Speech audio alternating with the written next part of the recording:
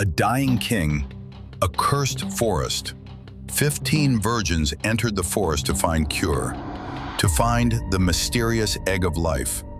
But the forest had one deadly rule: do not look back. Will they make it out alive? Long ago, in a peaceful kingdom surrounded by thick forests and ancient traditions, there lived a powerful king. But one day, a terrible sickness fell upon him. The king grew weaker with each passing day, and no healer in the land could cure him. The villagers became worried, and the royal family feared the kingdom might soon lose its ruler.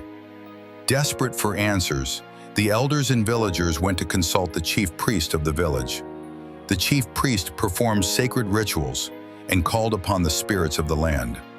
After a long moment of silence, he opened his eyes and revealed the shocking truth. The king had unknowingly visited a sacred land that no king was ever allowed to enter. Because of this forbidden act, the spirits of the forest had placed a curse upon him. But there was one way to save the king. Deep inside a mysterious, sacred forest lay something called the Egg of Life. It was said to be a large, glowing white egg hidden by ancient spirits. If the egg was brought to the palace, the king would be healed immediately. But retrieving it would not be easy. The chief priest declared that 15 virgins must journey into the sacred forest to find the Egg of Life. The forest was filled with dangerous spirits that would call out the girls' names, trying to trick them into looking back. And whoever looked back would instantly disappear into the forest forever. The news spread across the village, and the king ordered that all families gather at the palace. Fear filled the hearts of the villagers, knowing their daughters might be chosen for the dangerous journey. Among the chosen girls was a young orphan named Ugoma. Ugoma lived with her cruel stepmother, who had never shown her love or kindness. Instead of sadness, Ugoma's stepmother was secretly happy when she heard Ugoma had been chosen.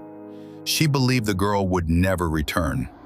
That night, Ugoma cried endlessly, knowing the journey was almost certain death.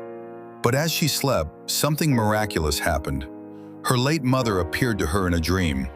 Her mother spoke gently, "My daughter, do not cry. I will guide you and protect you." When morning came, the chief priest prepared the 15 virgins for the sacred journey. He tied fortified sacred beads around their wrists and ankles and rubbed white chalk across their bodies for spiritual protection. Families cried and waved goodbye as the girls slowly walked toward the dark forest.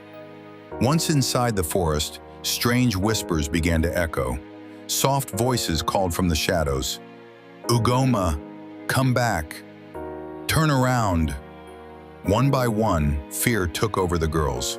Some turned around when they heard their names being called, and the moment they looked back, they vanished into the forest, never to be seen again. But Ugoma remembered her mother's words. She kept walking forward. Guided by courage and the spirit of her mother, Ugoma finally reached the center of the sacred forest. There, resting beneath a giant tree, was the great white egg of life. Ugoma carefully lifted the glowing egg and began her journey back. The spirits screamed louder than ever, calling her name again and again. But she refused to look back. At the palace, the villagers had already gathered, expecting terrible news. Many families wept for the daughters who had not returned. Ugoma's stepmother even came to the palace, convinced the girl had died. But suddenly, a figure appeared at the edge of the village.